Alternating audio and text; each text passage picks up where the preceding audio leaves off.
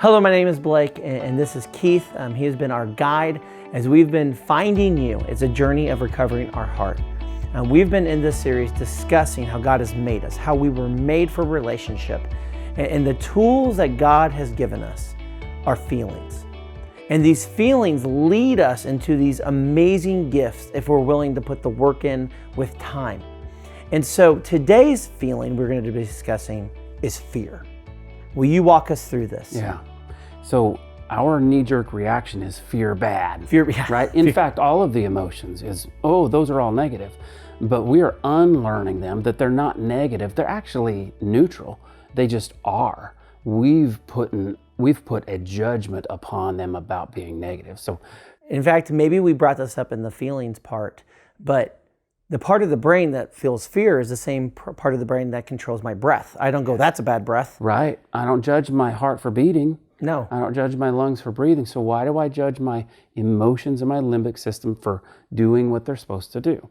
So there is a healthy fear, but the fear that we are talking about is the impairment of the unhealthy fear relationally and spiritually. Fear is a threat of losing my identity. It is my brain doing its job of predicting pain. And it will always point me to a need of, I need help, or I need protection, or I need refuge or safety, like emotional, relational safety. So the gift that I get when I do that work of facing and confronting my fear is faith and wisdom.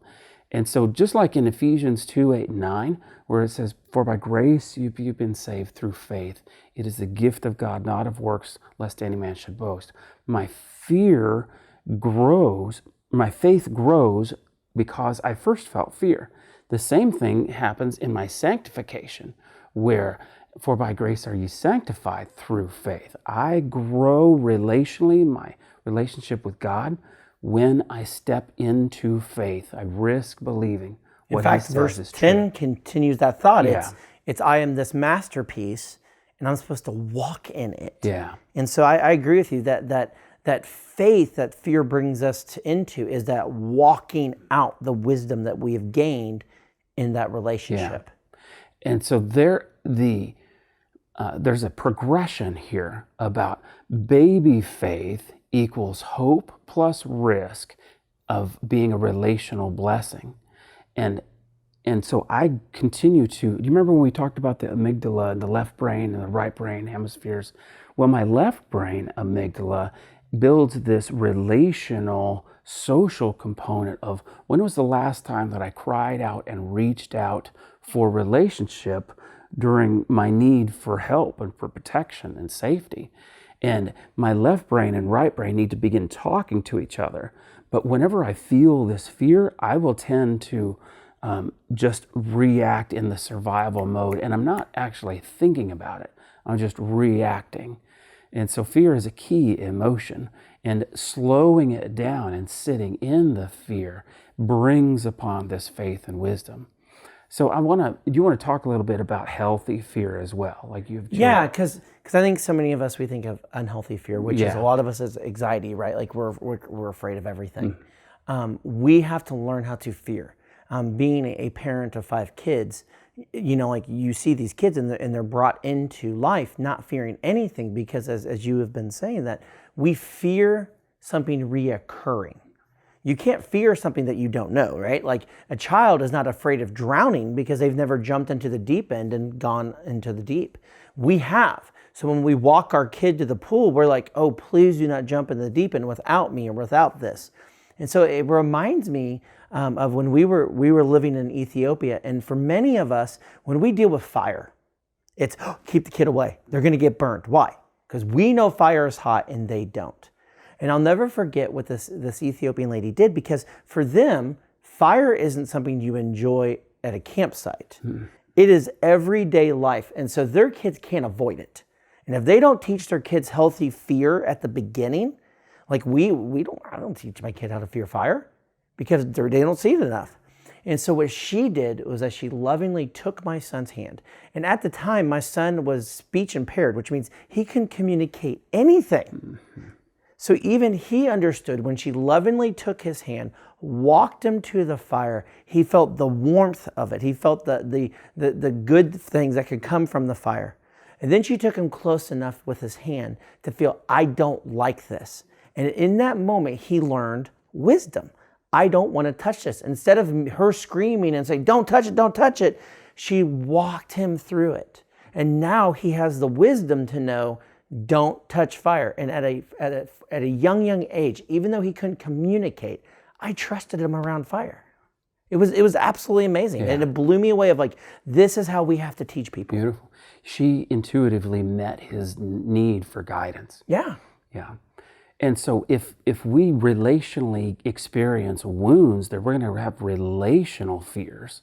And so there is where my impairments start. Like you said, I'm not afraid of the unknown. I'm afraid of a reoccurrence of something. And so that feeling of dread is actually my scanning for some kind of object to control. That's what anxiety is. I'll have this internal response of I need to control my environment so that I can be okay, because I don't want to re-experience something that I've already experienced. So fear is a good thing. I'm actually looking for people who are afraid, because that's going to bring a wisdom within that group. In fact, I don't want to fly with a pilot who's not afraid. Yeah. I don't want relationships with anybody who are not healthy fear afraid. Yeah. Because if you're not afraid, then you don't know who you are. And then you're not valuing you, and that means you're not going to value those people who are underneath you. That pilot who goes through his checklist because he's got a healthy fear, I can fly with that guy. He's going to be a good steward of what he's been given. He understands his limitations. Right. And I kind of, just to speak into this, we were talking about this, is like, that's where we're at right now as a culture, is that we're trying to figure out what is true truth, like what is wisdom. And so for many of us, we're throwing out, we're deconstructing, and we're saying, well, we don't need to listen to God's truth. I can get wisdom as long as it doesn't hurt someone else, as long as, it makes me happy. But the problem is, it's just like that pilot. If that pilot's like, well, the horizon is this, and that's not what the horizon is, he crashes and burns. Yeah. And for many of us, we need to have that healthy fear. That's why the verse says, the beginning of wisdom is fear of God. Yeah. We need that truth that's outside of us, not just what we're feeling in the situation. We need someone outside to go, this is what is true. Yeah, because God actually knows me better than I know me, especially with all my blind spots and my denial or my grandiosity. I can't or won't see the truth about me, about how that behavior has actually harmed me, and I'm busy devaluing me. So the impairment of the isolation attached to fear is rage. And we talked a little bit about this in the anger video as well. And so how different anger is from rage. But notice this, my rage is my effort to control my environment so that I can be okay on the inside. Unfortunately, the most common feature in all of environments are people. So I end up trying to control people so that I can be okay. And that's the core of my codependency. And there's lots of different ways of how we can do that. So outwardly, I might get big and rage on you to control you, or I could actually rage inwardly on myself and allow that toxic shame, that tone of self-condemnation to just beat me up, where I will take that one down position and I'll just be small so that you can be big. And I've learned to subordinate myself. And humans cannot tolerate subordinating their worth beneath another. It just doesn't work for us. And so as we walk through this, again, as we end all of this, it's how do we experience this? How do we get the gifts? How do we not live in this isolation and impairment? Because again, we are made for relationship. And in the last couple... Can I add something? Yeah, please. Well, so another component of rage is this getting small and quiet. I might actually be raging on you with my silent treatment.